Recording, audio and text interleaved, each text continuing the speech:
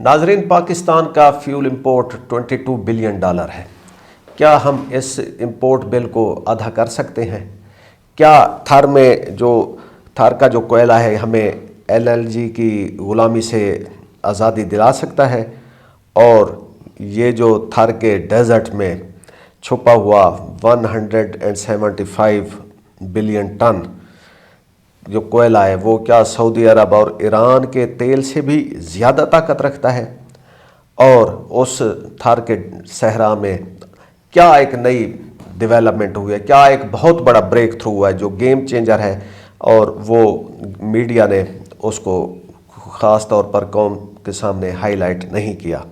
हमारे साथ मौजूद हैं वो शख्सियत जिन्होंने थार कोल के जो है माइनिंग से लेकर और उसकी गैसिफिकेशन और फिर यूरिया पैदावार से अपनी आंखों तक ये सारी डेवलपमेंट देखी है। डॉक्टर फरीद मलिक साहब, डॉक्टर साहब खुश आमदेद। तो डॉक्टर साहब, सबसे पहले ये बताइए कि क्या नई डेवलपमेंट है थार के सहरा से? डेवलपमेंट ये है कि जी पहले सबसे बड़ा चैलेंज था थर में कोयला निकालना। वो 2018 में हमने कोयला निकालने में हम कामयाब हो गए।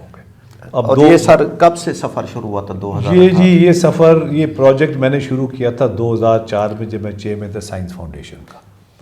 उस वक्त ये एनर्जी क्राइसिस जो था तो एक एनर्जी फोरसाइट कमेटी बनी, क्योंकि मैं इस्लामाबाद में था, चेयरमैन था, तो उन्होंने मुझे कोल का इंचार्ज मुझे बनाया। तो वहाँ फिर हमने जब कोल कंसेंसस ये हुआ कि जी माइनिंग पे फोकस करना चाहिए, कोयला निकालना चाहिए, और जो चैलेंजेस हैं माइनिंग के उनको ओवरकम करना चाहिए।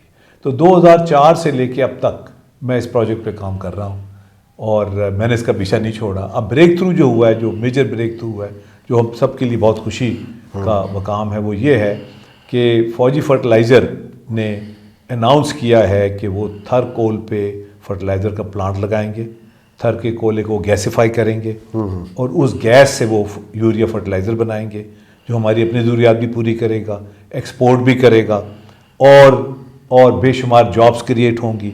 तो ये एक ब्रेक थ्रू है इन द सेंस कि हमने जो हमारा ब्लैक गोल्ड जिसे मैं कहता हूँ, जो काला सोना 175 बिलियन टन का जो छुपा हुआ था, अब वो हमने निकाल भी लिया है, उसको गैसिफाई भी कर लिया है, अब उससे हम फर्टिलाइज़र भी बना रहे हैं। अच्छा, इसकी गैसिफिकेशन का जो प्रोसेस है, इसका साउथ अफ्रीका से कनेक्शन है जी, तो उधर ये गैसिफाई करने का क्या फैसला कैसे हुआ और ये कब? ये जब माइनिंग में हम कामयाब हो गए तो फिर सिंध कोल अथॉरिटी ने मुझे एडवाइज़र रखा फॉर कोल गैसिफिकेशन, क्योंकि मैं शुरू से इसके साथ इन्वॉल्व था और मेरा ये पॉइंट ऑफ व्यू है कि हमें कोयले को जलाना नहीं चाहिए, गैसिफाई करना चाहिए ताकि वो क्लीन फ्यूल बन जाए।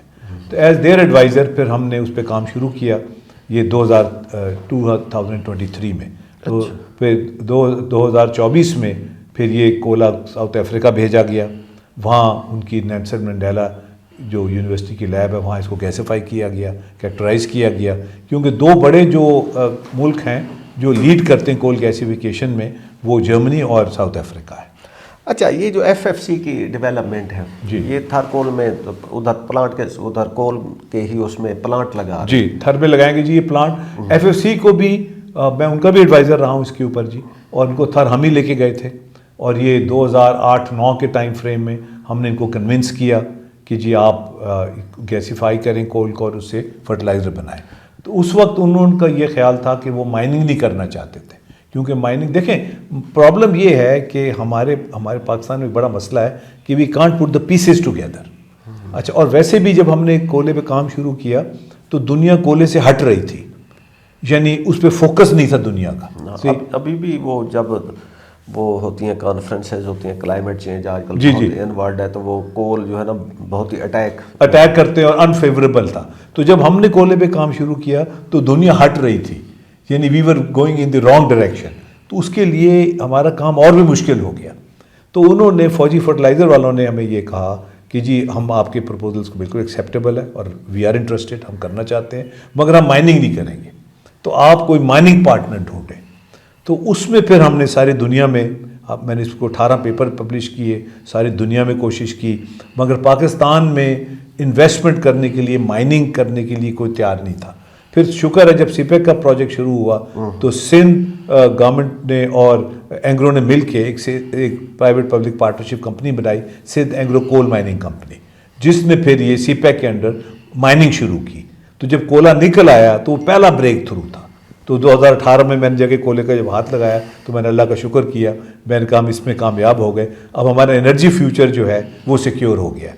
तो वो फिर कोला जो 2 माइंस वहाँ हैं जो कोला निकाल रही हैं इस वक्त, कोई 7.6 million ton per year each वो निकाल रही हैं, उससे बिजली बन रही है, ऑलरेडी बननी शुरू हो गई है। और जो बिजली की कॉस्ट है वो 8 रुपये यूनिट हमें पड़ती है एज़ कम्पेयर टू 80 रुपये जो ये साहिवाल में प्लाट लगा हुआ है, यानी 10 गुना इससे कम थी।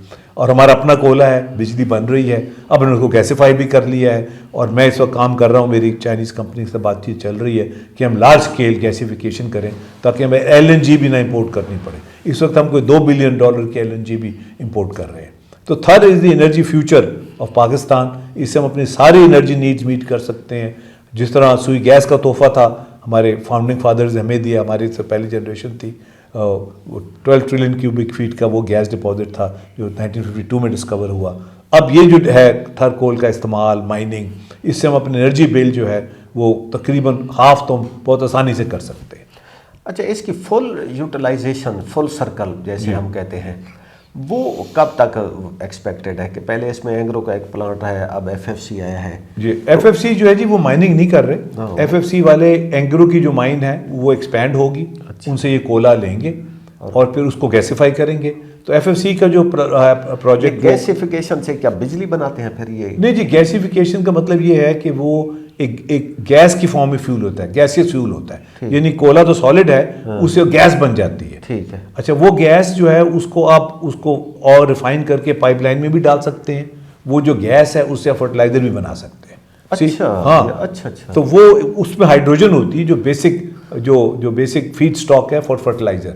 इसीलिए सर्दियों में वो फर्टिलाइजर प्लांट बंद करने पड़ते हैं क्योंकि लोड शेडिंग होती है गैस की, और LNG हम इंपोर्ट करते हैं, तो वो सब खत्म हो जाएगा। तो डॉक्टर साहब, ये जो थर्कोल है, ये तो जो इंपोर्ट लॉबी है इसकी फर्टिलाइजर की, उसके लिए बहुत बुरी खबर है। बिल्कुल जी, मेरा मतलब है कि जो अपने पैरों पे खड़े होंगे तो जो शिकरे हैं, जो शार्क्स हैं, जो हमें नोचते रही हैं अब तक, उनके लिए तो बुरी खबर है। बिल्कुल। अच्छा, हमारा जो इंपोर्ट बिल है वो $22 बिलियन है, और थोड़ी सी दुनिया में कोई ऐसी एक्टिविटी होती है जैसे अब ईरान और अमेरिका वार, या गल्फ में कुछ थोड़ी सी टेंशन हो तो वो बिजली, वो क्या नाम है, तेल की कीमतें बहुत ऊपर चली जाती है। बिल्कुल। तो थर्कोल का क्या इसमें कंट्रीब्यूशन हो सकता है पाकिस्तान के इस बिल? देखिए जी, जब जो ये समझने की ये बात है कि पहले तो ये है कि एनर्जी जो है इसमें सिक्योरिटी भी ज़रूरी है। अफोर्डेबिलिटी एंड सिक्योरिटी दोनों चीज़ें बहुत ज़रूरी है। ठीक। जब 70 की दहाई में ऑयल एम्बार्गो लगा तो सारी दुनिया को एकदम शॉक मिला, अमेरिका को ख़ास तौर पे, और वहाँ गाड़ियाँ रुक गई सड़कों पे, पेट्रोल ख़त्म हो गया। उन्होंने कभी सोचा भी नहीं था कि ये भी हो सकता है। तो फिर उस वक्त जिमी कार्टर प्रेसिडेंट थे, वो बड़े अच्छे एबल आदमी थे, तो उन्होंने फिर कौम से वादा किया कि अब अमेरिका में एनर्जी क्राइसिस कभी नहीं होगा।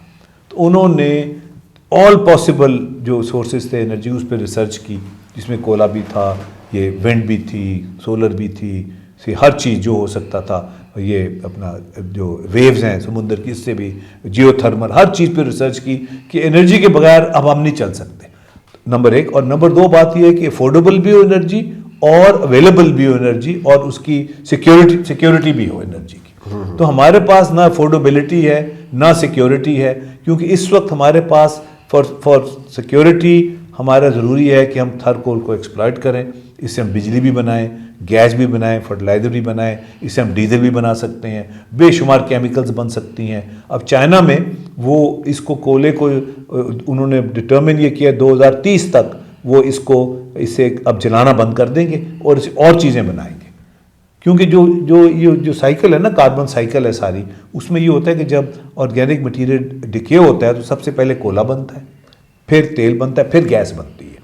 तो अब साइंटिस्ट ने, जिनके पास गैस नहीं थी, वहाँ पे तो गैस थी, हमें तो मसला ही कोई नहीं था, हमारी तो मौजें लगी हुई थी, तो जर्मन साइंटिस्ट ने अपने कोले से गैस बना ली। They were the first to produce gas from coal, यानी जो नेचर ने सदियों में करना था उन्होंने उसको एक्सपेडाइट कर दिया, कोला निकाल के उसको अंडर प्रेशर स्टीम डाल के उसको गैसीफाई कर लिया, यानी उसको सॉलिड को तोड़ के उसमें से गैस निकाल ली। तो ये जो नेचर सदियों में करती है, इट कैन बी डन, और यूरोप में बहुत अरसे से हो रही है ये चीज़। तो हमारे पास क्योंकि गैस थी, और हमारे पास बहुत ह्यूज गैस नेटवर्क सिस्टम है, spread over 1000 and 1000 of kilometre, one of the best in the world, हमारे अपने इंजीनियर्स ने बनाया हुआ है। बहुत ज़बरदस्त गैस डिस्ट्रीब्यूशन नेटवर्क है, क्योंकि हमारे पास गैस जो इतनी थी वो हमने मिसमैनेज कर दी, उड़ा दी, वो हर चीज़ में गैस लगा दी, जो 50-100 साल की गैस थी 50 साल में उड़ गई। तो अब ये है कि अब हमारा for energy security, affordable energy के लिए ज़रूरी है कि हम थर कोल पे फोकस करें, और ये बड़ा ब्रेक थ्रू FFC ने जो की है, बहुत बड़ा ये है बिग डे फॉर पाकिस्तान, कि हमने अपने कोयले से को निकाला, माइन किया, उसे गैस बनाई, अब इंशाल्लाह उसे फर्टिलाइज़र बनाएंगे। अच्छा, थर के जो हैं ज़खायर जी, इनकी वैसे वैल्यू क्या है अगर इसको फिर कंपेयर करें ईरान के साथ और सऊदी अरब के साथ? और दूसरा, ये थर कोल के जो है इसकी वैल्यू उसके जो है रिकोडेक के ज़खायर से भी कर दें कि दोनों की वैल्यू कितनी है? और नहीं जी, ये तो बहुत, ये और देखें ना, तो बहुत मैसिव डिपॉजिट है ना, ये तो 1000 किलोमीटर पे फैला हुआ है, इट्स अ ह्यूज डिपॉजिट। और ये ऐसी चीज़ वो जो होते हैं ना, अपना जो सोना या तांबा और इस तरह के जो डिपॉजिट होते हैं, वो इतने मैसिव नहीं होते, वैल्यू उनकी होती है, उनकी एक अपनी है, मगर ये तो बहुत मैसिव डिपॉजिट है। देखिए ना, एनर्जी के बगैर, इवन अगर हम इसको थर को और एक्सप्लॉइट करें, तो जो हम बाहर अपना कॉन्सेंट्रेट रेकोडेक का भेज रहे हैं, वो भी हम यहाँ ला के इसको रिफाइन कर सकते हैं, सस्ती बिजली बना के। देखो ना, ये तो एक बेसिक बिल्डिंग ब्लॉक है इसकी, वो उस हिसाब से it's not as valuable as gold, but ये है कि पॉइंट बिकॉज इसका वॉल्यूम बहुत ज़्यादा है और मैसिव बहुत, और एक बेसिक बिल्डिंग ब्लॉक है एनर्जी के जो हमारे क्राइसिस है उसको ही रिजॉल्व करेगा मामला।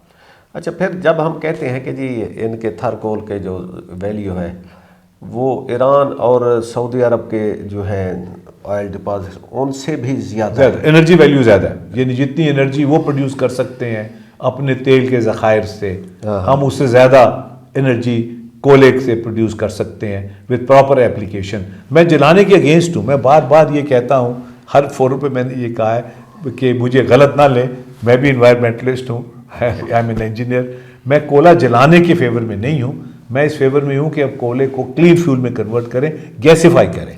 हमने तो गैसिफाई में ये कितना वो क्लीन हो जाता है? ये कितना 80 to 90% साफ हो जाता है। अच्छा, हाँ, वो जो फिर दूसरा ये कि हर चीज़ कंट्रोल होती है, कोई चीज़ आप हवा में नहीं छोड़ते क्योंकि आपने हर चीज़ कंट्रोल की होती है।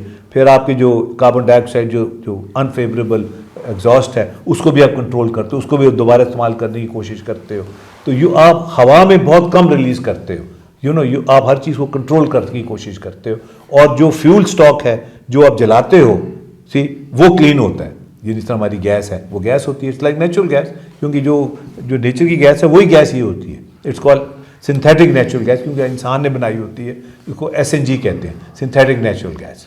अच्छा, आपने अपने आर्टिकल में लिखा है कि जी आपने थर कोल का जो केस है ये इंटरनेशनल लेवल पे भी लड़ा है। इस वक्त हम नेशनल लेवल पे इस केस को प्रेजेंट कर रहे हैं जी। तो नेशनल लेवल पे आपने इसको कहाँ का वो किया और क्या रिस्पॉन्स था? देखें, आपने बहुत अच्छा सवाल किया। देखें, इशू ये है कि मैं आज क्लास जब अपनी पढ़ा रहा था तो मैंने अपने स्टूडेंट से पूछा कि यहाँ क्यों नहीं प्रोजेक्ट्स पाए तकमील तक पहुँचते, क्यों इतना मुश्किल है काम करना? तो सब ने कहा जी नेगेटिव एनर्जी बढ़ी है, रेड टेप बढ़ी है, करप्शन बढ़ी है। देखें, समझने की बात यह है कि जो अंग्रेज़ ने, गोरे ने हमारा सिस्टम बनाया था वो हमें हमारी तरक्की को रोकने के लिए बनाया था। अच्छा, नहीं सही, वो अपनी तरक्की के लिए बनाया था, हमारी तरक्की को रोकने के लिए बनाया था। पाकिस्तान में, क्योंकि मैं हुकूमत में भी रहा हूँ और आपके प्रोग्राम पे मैं ये कहने की जिसारत कर रहा हूँ, पाकिस्तान में काम रोकना बहुत आसान है, करना बहुत मुश्किल है। रोकना इसलिए आसान है कि वो सारा सिस्टम जो है वो गेयर्ड है टू स्टॉप वर्क, तो काम कोई भी रोक सकता है, बहुत आसानी से रोक सकता है। लीगल ओपिनियन ले लें जी, ऑडिट करा दें, फलाना करा दें, ये करा दें, वो करा दें। जो आपका एटॉमिक प्रोग्राम भी सारा जो लॉन्च हुआ है वो इसीलिए हुआ कि it was outside the audit. उन्होंने पहली चीज़ ही भुट्टो साहब को ये की थी कि अगर आपने बम बनाना है इसको ऑडिट नहीं होगा। आज तक वो प्रोग्राम ऑडिट के बगैर है, तभी हमने एटम बम बनाया। जो हमारा सिस्टम है जो उसके अंदर काम करना बहुत मुश्किल है। अच्छा, दूसरा ये है कि काम करने के लिए आपको चेंज मैनेजर्स चाहिए जो उसको उस सिस्टम के अंदर को समझें, उस सिस्टम से रहते हुए और स्ट्रगल करें और कोशिश करें कि at the end of the day कुछ उसमें नताइज निकले। वो मेरे वाले साहब की टर्म मुझे बड़ी याद आती है, वो कहते थे गेम ऑफ स्टैमिना। तो 2004 में मैंने ये प्रोजेक्ट लॉन्च किया। 2005 में मेरी टर्म ख़त्म हो गई, मैं लाहौर आ गया। तो आने से पहले जब मैं सेक्रेटरी साहब को मिलने गया, सेक्रेटरी तो बादशाह होते हैं ना हमारे, वो फेडरल सेक्रेटरी ग्रेड 22 का एक ब्यूरोक्रेट अफसर, वो अपने आप को वो बादशाह क्वीन इज़्ज़त का नुमाइंदा ही समझते हैं। तो उन्होंने मुझे कहा, पार्टिंग वर्ड्स उनके मेरे थे, उनका डॉक्टर साहब आपने साइंस फाउंडेशन में काम बहुत किया, मगर हमारी बात कभी नहीं मानी। तो मैंने उनसे पूछा, मैंने कहा जी मेरे पास ऑप्शन थी, या मैं काम कर लेता, ये बात मान लेता। तो आई ऑप्टेड फॉर काम।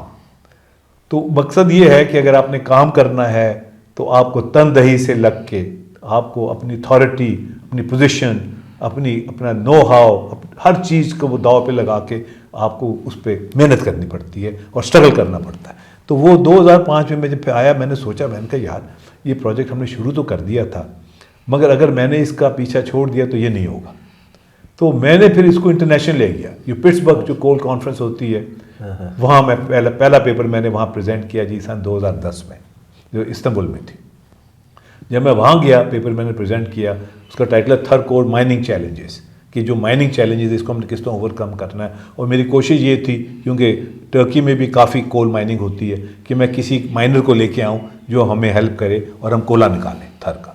मगर बहरहाल वो तो नहीं हुआ। मगर वहाँ मुझे एक जर्मन एक्सपर्ट मिला, वो मुझे कहने लगा मैं भी थर्ड कोल पे काम कर रहा हूँ। अच्छा। तो वो बड़ा सरप्राइज़ हुआ। मैं इनका अच्छा, तो कहता मगर मैं आपको बता नहीं सकता कि मेरे क्लाइंट कौन है, क्योंकि जर्मन बड़े वो है, उसूली बड़े लोग होते हैं।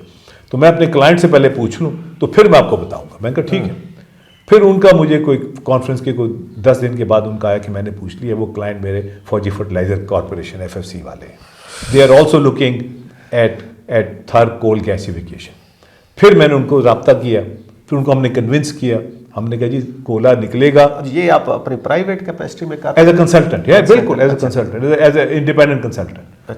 अच्छा, विदाउट बीइंग पेड। मतलब ये भी अभी तक कोई वो पेमेंट का कोई वो बंदोबस्त नहीं है। अच्छा, क्योंकि मैं समझता था कि ये मेरी जिम्मेदारी है, तो हमें करना चाहिए ये। अच्छा, तो वो फिर मैंने फौजी फर्टिलाइजर वालों से मेरी मीटिंग हुई, उनको हमने कन्विंस किया, भाई देखें इशू ये। उन्होंने कहा जी हमने माइनिंग नहीं करनी, हम यूरिया बनाना चाहते हैं मगर माइनिंग हमने नहीं करनी। हमने कहा ठीक है, तो let me put all the pieces together, कि हम पूरा एक प्रोजेक्ट डेवलप करें, एक माइनिंग भी हो, गैसिफिकेशन भी हो और फर्टिलाइजर भी बने।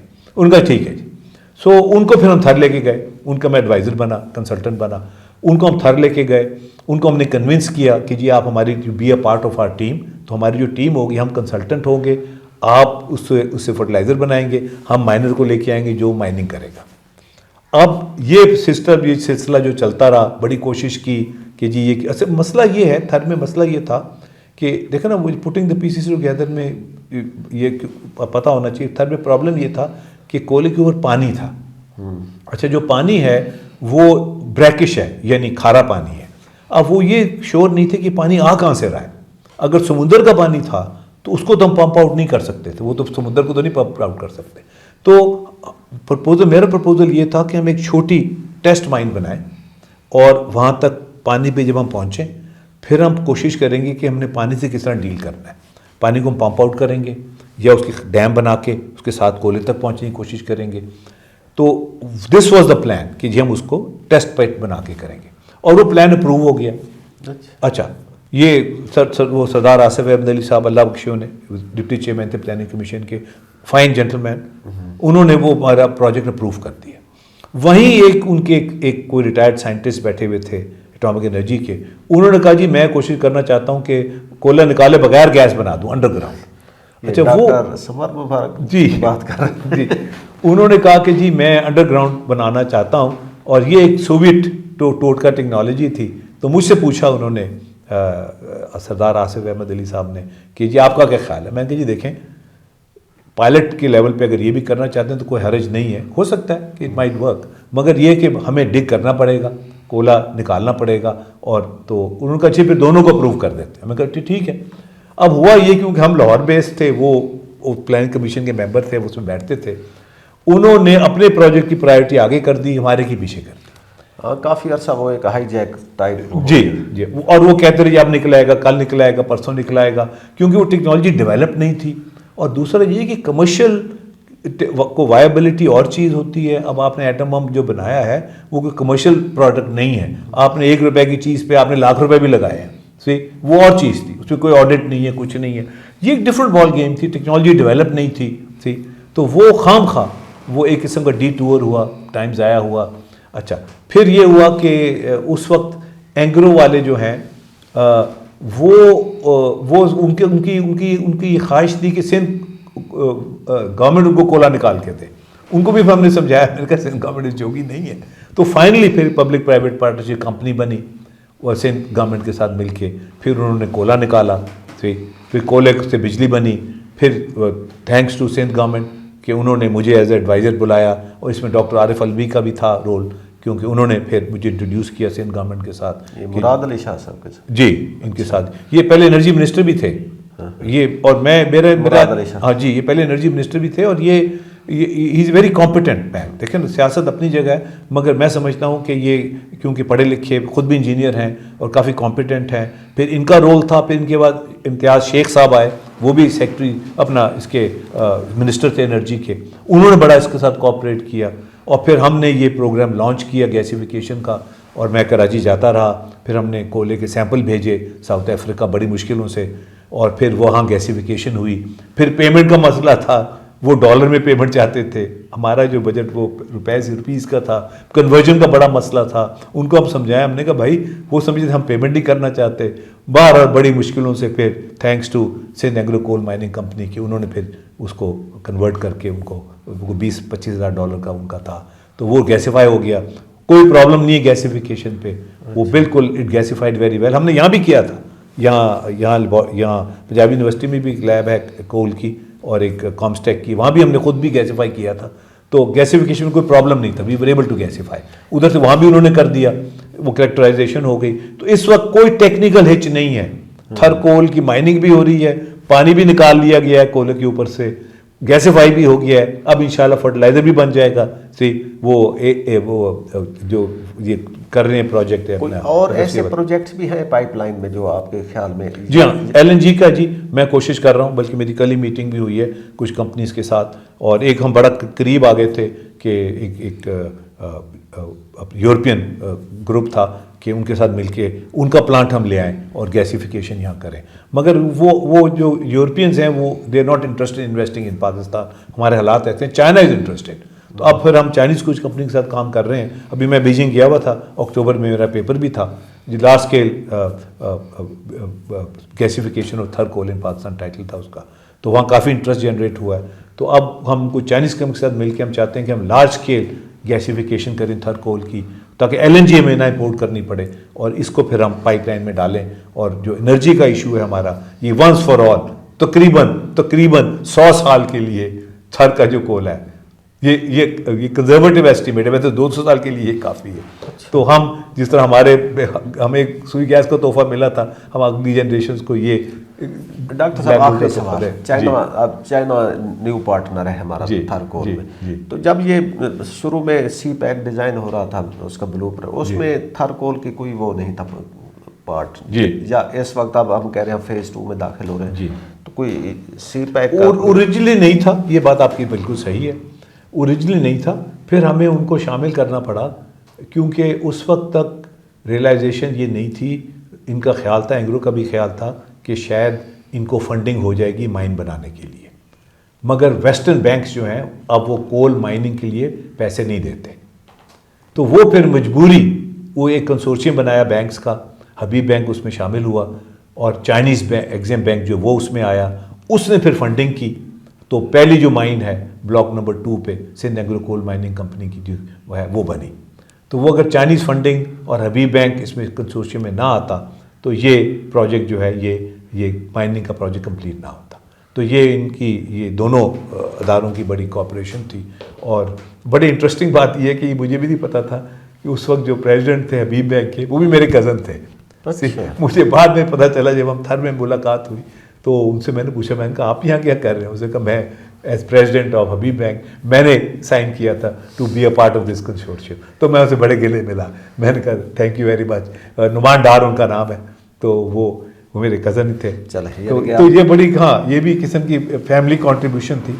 जो मुझे बड़ी खुशी हुई इस बात की। फैमिली कनेक्शन भी अब आपके थारकोल के जी। साथ। और दूसरा जो उस वक्त के चीफ एग्जीक्यूटिव थे शमसुद्दीन शेख साहब, जो इस वक्त मायने के काफ़ी एक्सपर्ट हैं हमारे, वो उधर रेकोडिक में एक और प्रोजेक्ट पे वो काम भी कर रहे हैं। उनका बड़ा अच्छा स्लोगन था और मैं रिपीट करना चाहता हूँ। उन्होंने स्लोगन कहा था कि, और मैंने अपने आर्टिकल में भी लिखा है कि थर बदलेगा पाकिस्तान। तो इंशाल्लाह ये हमारे जो एनर्जी का क्राइसिस है ये थर के जरिए हम इसको रिजॉल्व करेंगे, not for the short term but for a very long term. नाज़रीन, थर बदलेगा पाकिस्तान और पाकिस्तान बदल रहा है इंशाल्लाह। इंशाल्लाह। इजाज़त दीजिए, खुदा हाफ़िज़।